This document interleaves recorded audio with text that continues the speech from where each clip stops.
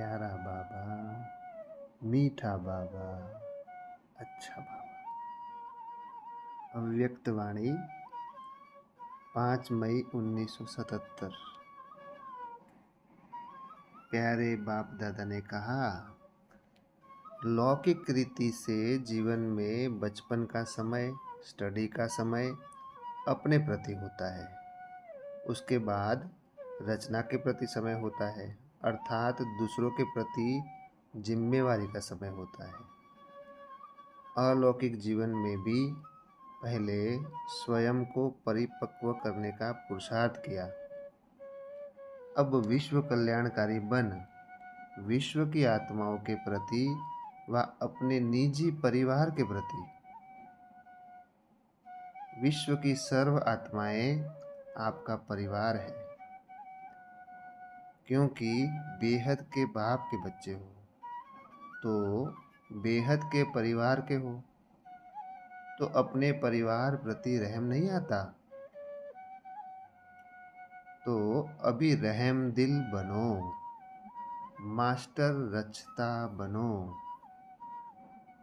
स्वयं कल्याणकारी नहीं लेकिन साथ साथ विश्व कल्याणकारी भी बनो।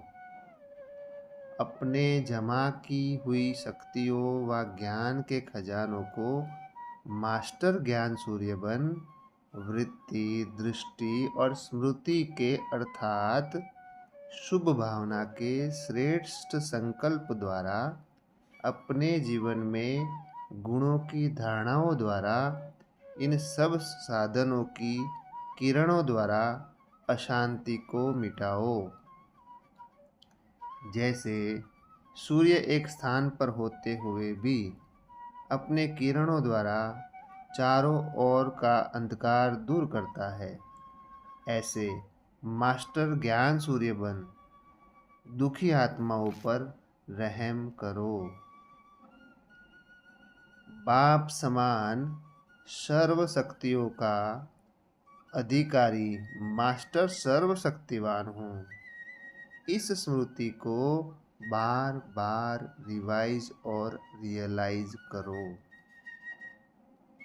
फिर सदा मास्टर सर्वशक्तिवान अनुभव करेंगे। तीव्र पुरुषार्थी कभी भी किसी कारण से थकेंगे नहीं। कारण को निवारण का रूप देते हुए आगे चलते जाएंगे। बहुत लकी हो जो ब्राह्मण परिवार में ब्राह्मण बनने की लॉटरी मिली है। फोटो में कोई को यह लॉटरी मिलती है।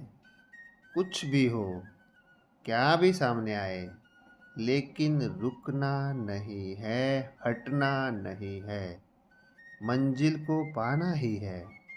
इस एक भरोसे के आधार पर अवश्य पहुँचेंगे, गारंटी है।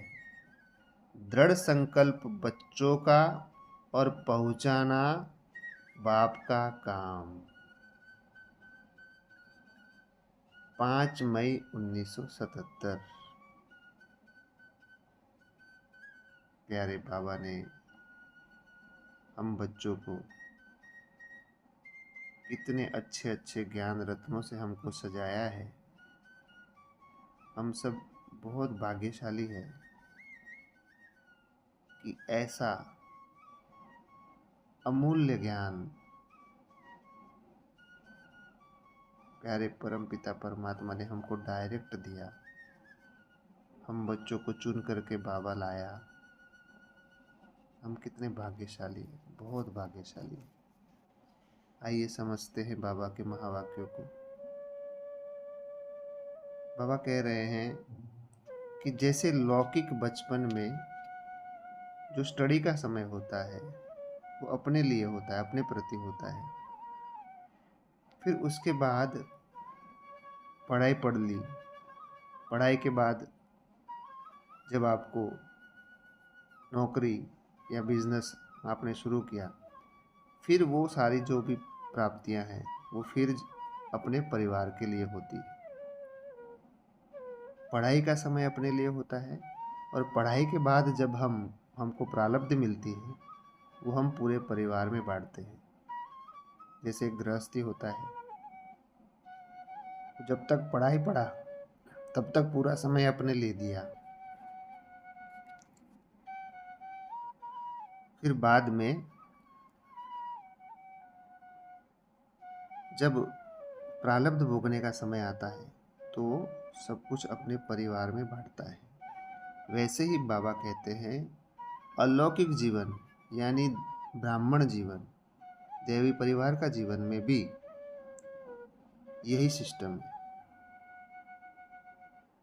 आपने पढ़ाई पढ़ी, बाप से आपने खजाने प्राप्त किए, इतना सुंदर, इतना अच्छा, इतना अमूल्य खजाना, ज्ञान रूपी खजाना प्राप्त किया।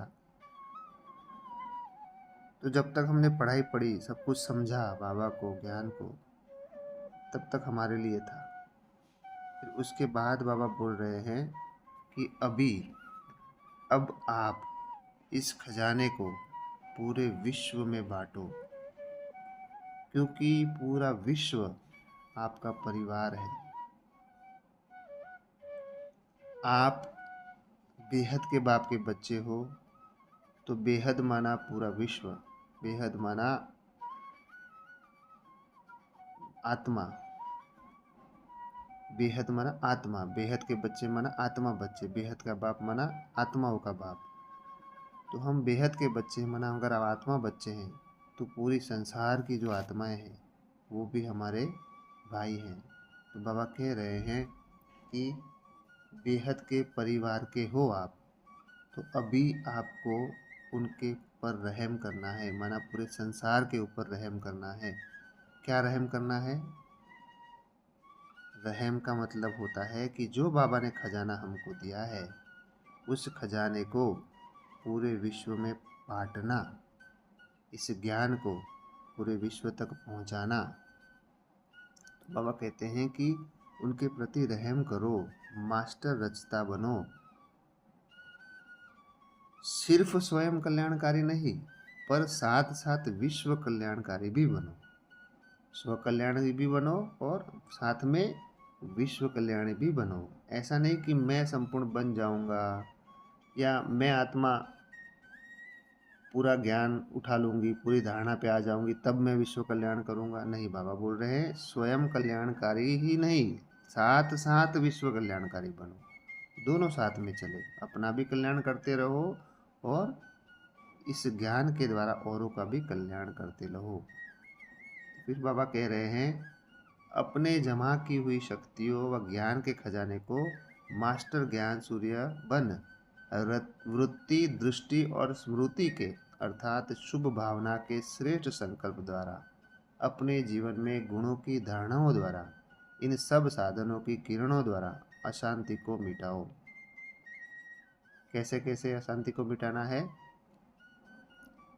सारी जो भी शक्तियां हैं जमा की हुई, वो मास्टर ज्ञान सूर्य बन अपनी वृत्ति माना अपने अंदर की जो भावना है उसके द्वारा, दृष्टि माना अंतर मन की दृष्टि है, माना सबको देखने का जो नज़रिया है, स्मृति माना मैं आत्मा और सामने वाले भी आत्मा और मेरा बाबा, बस ये स्मृति कि मैं आत्मा हूँ, सामने वाली जिससे मैं संबंध संपर्क में आया वो भी आत्मा है और हमारा बाबा, हमारा पिता हमारे साथ है, ये स्मृति और शुभ भावना के श्रेष्ठ संकल्प माना सबका कल्याण हो, सबका भला हो, जिससे अच्छी बनती हो उसका तो भला हो, वो तो नॉर्मल आत्मा की बात है।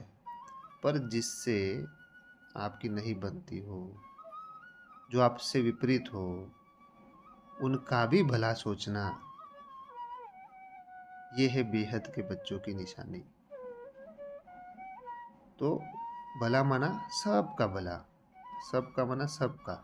ऐसा नहीं है कि आपके संबंध संपर्क में आपके परिवार में 10 आत्माएं हैं तो उसमें से 7 से अच्छा बनता है तो उनका भला हो और जो 3 से अच्छा नहीं बनता उनका भला ना हो। नहीं, विश्व कल्याणकारी बच्चे माना सबका भला हो, हर आत्मा के लिए शुभ भावना। तो बाबा कहते हैं कि अपने जीवन में गुणों की धारणाओं द्वारा माना आपका जो प्रैक्टिकल जीवन है उसमें आपके कर्म व्यवहार द्वारा, माना आपकी वाणी के द्वारा, आपकी दृष्टि के द्वारा, आपके संकल्पों के द्वारा अशांति को मिटाओ।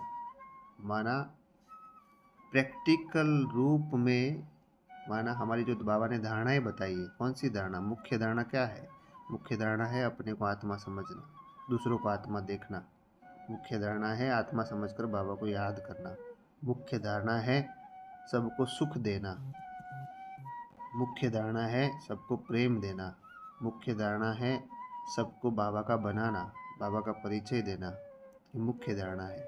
तो बाबा कह रहे हैं कि इन सब धारणाओं के द्वारा, शुभ संकल्प द्वारा, श्रेष्ठ संकल्प द्वारा, वृत्ति, दृष्टि और स्मृति में शुभ भावना हो, संकल्प अच्छे हो, इन सब के द्वारा आप दुनिया की अशांति को मिटाओ। प्रैक्टिकल स्वरूप बनने को बोल रहे बाबा। बाबा कहते जैसे सूर्य होता है एक स्थान पर बैठ करके अंधकार को मिटाता है, वैसे आप भी मास्टर ज्ञान सूर्य बन दुखी आत्माओं पर रहम करो।